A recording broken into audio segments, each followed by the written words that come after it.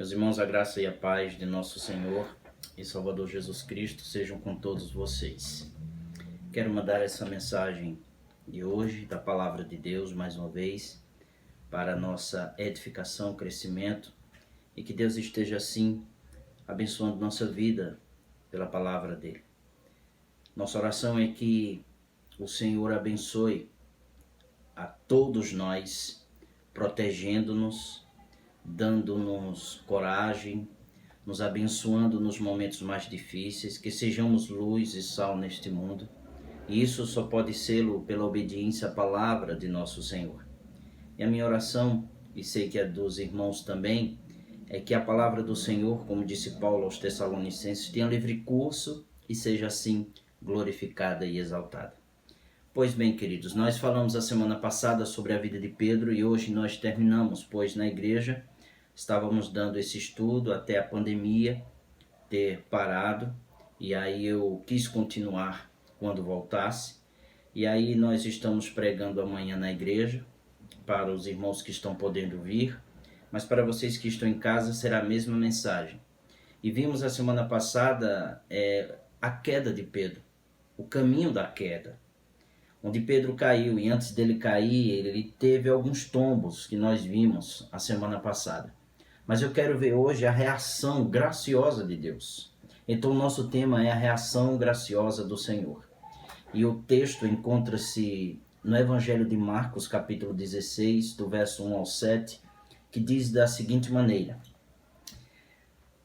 Passado o sábado, Maria Madalena, Maria, mãe de Tiago e Salomé, compraram óleos aromáticos para ungir o corpo de Jesus. E bem cedo, no primeiro dia da semana, ao nascer do sol, foram ao túmulo. Diziam umas às outras: Quem nos removerá a pedra da entrada do túmulo? E olhando, viram que a pedra já estava removida. É que a pedra era muito grande. Entrando no túmulo, viram um jovem sentado ao lado direito, vestido de branco, e ficaram atemorizadas. Ele, porém, lhes disse: Não tenham medo. Vocês procuram Jesus, o Nazareno, que foi crucificado. Ele ressuscitou. Não está aqui. Vejam o lugar onde tinham colocado. Verso 7. Mas vão e digam aos discípulos dele e a Pedro que ele vai adiante de vocês para a Galileia. Lá vocês o verão, como ele disse. Amém. Vamos orar, pedir que Deus seja assim bondoso e gracioso conosco. Senhor, a nossa oração é que Teu Espírito Santo nos ajude. Que a palavra do Senhor seja aplicada aos nossos corações e que o nome de nosso Senhor Jesus seja honrado e magnificado. Louvado seja o Senhor para todo sempre, por Cristo Jesus. Amém. Pois bem, meus amados e queridos irmãos, nós estávamos estudando a forma de nosso Senhor Jesus Cristo ter trabalhado no caráter de Pedro, como também trabalhou no nosso e ainda continua trabalhando, pois estamos vencendo cada vez mais o pecado em nossa vida pela graça de Deus, no poder do seu Espírito Santo. Então eu quero ver aqui a reação graciosa do Senhor.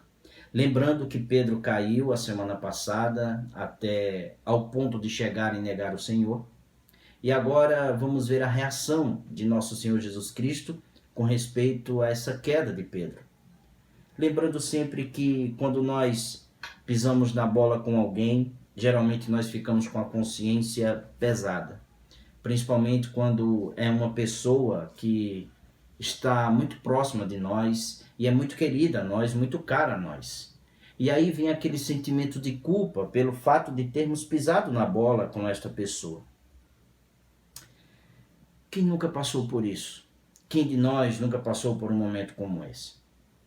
Meus irmãos, mesmo que a pessoa não seja tão próxima da gente, quando nós pisamos na bola com alguém, nós ficamos com um clima chato, estranho, seja na família, seja na profissão em que nós nos encontramos, seja com os amigos, seja com a igreja, e a gente fica com aquele sentimento de tristeza e muitas vezes nós contra-atacamos com ataques da mesma forma que fomos atacados.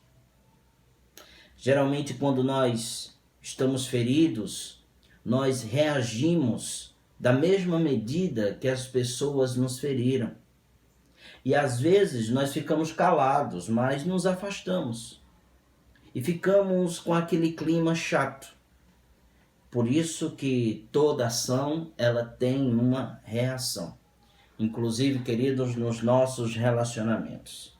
Então, no dia de hoje, o meu ponto aqui é como nós devemos reagir em face àquelas pessoas que pisam na bola conosco. Ou até mesmo nós, quando pisamos na bola com alguém. Devemos assim aprender com o nosso Senhor Jesus Cristo, e vimos a semana passada Pedro ter caído, o caminho da queda de Pedro. E para que Pedro pudesse ter caído, houve na vida de Pedro primeiro o orgulho, depois nós vimos que ele ficou sem uma vida de oração, depois nós vimos que ele foi precipitado, cortando a orelha do soldado quando foram prender Jesus Cristo. Nós vimos que ele começou a seguir Jesus de longe, sem nenhuma identificação com ele, sem nenhum comprometimento, sem nenhuma identidade com Cristo, mas somente estava como um espectador. Vimos que ele sentou na roda dos escarnecedores, ele mentiu, disse que não conhecia Jesus, e depois ele negou o Senhor. Então ele caiu. E para chegar a essa queda, ele tombou antes. Então, diante de tudo isso, como seria, queridos, a reação de Jesus ao se encontrar com Pedro após a ressurreição dele? Jesus havia ressuscitado, disse o anjo. As mulheres foram ao encontro de Jesus e a pedra estava removida e estava ali um jovem que era um anjo enviado da parte de Deus para falar com aquelas mulheres. Como seria agora, depois que Jesus ressuscitou, a conversa dele com Pedro? Imaginem a cabeça de Pedro, a angústia que estava no seu coração por ter negado o Senhor, a vergonha que existia dentro de sua própria alma. Como o Senhor reagiria com ele? O que ele, Jesus, diria a Pedro? Todas estas perguntas estavam na mente de Pedro. Mas o texto que nós estamos, versos 6 e 7, diz assim, em outra versão. Não tenham medo, disse ele. Vocês estão procurando Jesus, o Nazareno, que foi crucificado. Ele ressuscitou. Não está aqui. Vejam o lugar onde haviam posto. Vão e digam aos discípulos dele, prestem atenção, e a Pedro. Ele está indo diante de vocês para Galileia. Lá vocês o verão, como lhes disse. Por que, queridos, o texto diz, digam aos discípulos e a Pedro? Não seria mais fácil ter dito apenas, digam aos discípulos, porque Pedro era um discípulo do Senhor. Teria Pedro deixado de ser um discípulo do nosso Senhor após ele ter negado Jesus Cristo? Essa expressão, digam seus discípulos e a Pedro, mostra-nos a graça e a misericórdia de Deus derramadas sobre ele e sobre nós, na pessoa de nosso Senhor Jesus Cristo. Pense comigo. Coloque-se no lugar de nosso Senhor Jesus Cristo, eu e vocês. Depois de tudo o que ele passou, de bom ou de ruim, quais palavras seriam mais apropriadas naquele momento para a vida de Pedro ou para todos depois que ele havia ressuscitado? Seriam palavras de revanche, de embate? Seria palavras de querer um reconhecimento? Ou seria palavras de restauração? Eu e você, no lugar de nosso Senhor Jesus Cristo, após ele ter ressuscitado dentre os mortos, talvez tivéssemos dito, melhor dizendo, coisas como, talvez, venham, digam a Pilatos, digam a Herodes, digam a Caifás, digam aos fariseus, digam a todas as autoridades que eu ressuscitei dentre os mortos, eu venci, e o dia deles vai chegar. Eles vão pagar na mesma moeda, talvez eu e vocês diriam isso, no lugar de Jesus. Talvez tivéssemos dito palavra de reconhecimento, no lugar de revanche, no lugar de embate. Talvez poderíamos dizer assim, vão e digam a João, vão e digam a Nicodemos, vão e digam a José de Arimateia, digam a todos que foram tão gentis comigo, que foram tão fiéis comigo, que não me abandonaram. Digam, queridos, a eles que eu venci a morte, que eu ressuscitei dentre os mortos, que eu estou de volta e eles serão recompensados. Talvez eu e vocês diriam isso para querer receber reconhecimento. No entanto, queridos, Jesus ele faz totalmente diferente. Suas palavras não foram nem de embate, nem de revanche e nem de reconhecimento. A palavra de nosso Senhor Jesus Cristo foi de restauração. Não temam, vão e digam aos discípulos e a Pedro, disse o Senhor. Jesus, ao enfatizar aqui o nome de Pedro, ele destaca ao tratar com carinho a situação do apóstolo que caiu no chão. Está nos dando uma belíssima segunda chance, tanto a Pedro quanto a nós. Então a sua mensagem, quando diz a Pedro, é uma mensagem de esperança. É uma mensagem para um pecador que arrependeu-se dos seus pecados. Ele sempre reage com graça ao Senhor, para um pecador contrito de coração, para um pecador quebrantado. Diante disso, eu quero ver alguns pontos com vocês rapidamente. O primeiro ponto é que a segunda chance que o Senhor nos dá, como deu a Pedro e dá a todos, a segunda chance para quem se arrepende, quem está com o coração contrito, é uma chance possível. Para mim e para vocês, como foi para Pedro. Por que é possível? Porque quando Jesus mandou que dissesse aos discípulos e a Pedro, o Senhor estava afirmando que seria possível para Pedro uma segunda chance, uma segunda oportunidade. Pedro, apesar do que ele tinha feito, do que ele tinha dito, apesar do que ele estava sentindo, apesar do que ele estava pensando, apesar do que ele estava imaginando em sua mente com tudo o que ele ouviria do Senhor, ele ainda continuava sendo alvo da graça de Deus, do favor de Deus. O ministério de Pedro não havia acabado, ele ainda era um apóstolo de nosso Senhor Jesus Cristo. Essas palavras, digam aos discípulos e a Pedro, são como água para quem está no deserto. É como alguém que está desesperadamente sedento por perdão e ele escuta: você está perdoado. Eu te dou uma segunda chance, uma oportunidade. Meus queridos e amados irmãos, apesar de Pedro ter negado o Senhor, ele foi cínico. Porque ele disse: eu não conheço Jesus. Ele foi covarde porque ele temeu a sua própria vida em querer identificar-se com Jesus. Ele foi até mesmo compulsivo, negou o Senhor 3 vezes. Então Pedro, ao ouvir o nome dele destacado dos demais discípulos, saindo dos lábios daquelas mulheres que levavam o recado do anjo, que obedecia o Senhor Jesus Cristo, percebeu que havia lhe dado uma oportunidade, o Senhor. Havia lhe dado uma segunda chance, porque ele havia arrependido. Ele havia abandonado o caminho mau. Então a segunda chance, ela não depende daquilo que nós fazemos, daquilo que nós sentimos, mas depende da graça de Deus derramada em Cristo Jesus. Então quando Jesus viu Pedro chorando de arrependimento, depois que o galo cantou, ele olhou para Pedro, como vimos a semana passada, Lucas 22, versos 60 ao 62, quando Jesus olha para ele, ele está chorando, arrependido. E o interessante de tudo é que ele levanta-se onde estava ele com os escarnecedores e sai chorando amargamente. Isso foi um sinal de arrependimento, isso foi um sinal de contrição. E pelo fato de Jesus ter visto no coração de Pedro aquele arrependimento, aquela contrição, o Senhor lhe deu uma oportunidade, lhe deu uma segunda chance. Segundo ponto, queridos, a segunda chance ela é pessoal, muito pessoal. Porque Deus nos chama, queridos, pelo nosso próprio nome. João 10:3 diz que as ovelhas ouvem a minha voz e chamando pelo seu nome.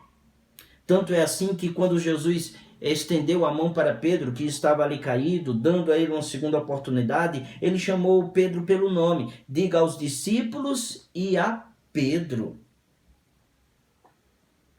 Note, queridos, que nosso Senhor Jesus Cristo, ele não mandou chamar os discípulos de Simão. Apesar de Pedro estar vivendo como um velho homem, ou tendo a vida em si mesmo do velho homem, Simão, Jesus mandou chamar a Pedro. E Pedro é um nome novo dele, depois dele ter sido transformado, porque Jesus estava, como vimos estudando ao longo desses meses, desse tempo, que o Senhor estava trabalhando no coração de Pedro o seu próprio caráter, mudando a vida de Pedro como faz na nossa. O pecado pode acabar corações, pode acabar casas, e ele faz isso. Pode destruir pessoas, pode destruir planos, mas aquele que se quebranta diante de Deus arrependido e se converte dos seus maus caminhos, como diz as Escrituras, o Senhor, com sua infinita graça, continua a nos chamar pelo nome, dando a nós uma segunda chance. É isso que o Senhor faz. E eu quero dizer a vocês, o outro ponto é que a segunda chance ela é promissora. Por que promissora? Porque o encontro restaurador e transformador na vida do apóstolo Pedro foi para sempre, gente. Ele se tornou o líder por excelência da igreja primitiva. Desde o dia de Pentecostes, quando o Espírito Santo desce, Pedro torna-se um dos líderes principais da igreja. Por onde ele passava, ele pregava aquilo que ele tinha ouvido e aquilo que ele tinha visto. Ele apanhava, ele era preso, ele foi ameaçado de morte e nem por isso ele abandonou o Senhor, diferente do que ele tinha feito antes. Tudo isso decorrente da segunda chance, da segunda oportunidade que Jesus havia dado a ele por causa das 3 palavrinhas, e a Pedro. Deus é Deus. E ele nos dá uma segunda oportunidade. Aqueles que estão com o coração contrito, arrependido, gracioso, cheio de amor, Deus é para conosco. Porque ao sermos quebrantados e nos convertermos dos maus caminhos, Cristo vem até nós dando essa segunda chance. Pode ser que os homens que nos vejam arrependidos não nos dêem uma segunda chance. O Senhor, porém, quando viu o choro de Pedro e a sua mudança de caminho, disse: não temam, vão e digam aos discípulos e a Pedro, ele está indo adiante de vocês para a Galileia, lá vocês o verão, como ele lhes disse. Talvez, querido, nós teríamos dito algo como do tipo assim: vão e digam aos discípulos, mas esqueçam de Pedro. Esqueçam dele, porque ele negou Jesus, ele falhou, ele caiu, ele foi impulsivo, ele foi inconstante e agora ele fica por aí chorando.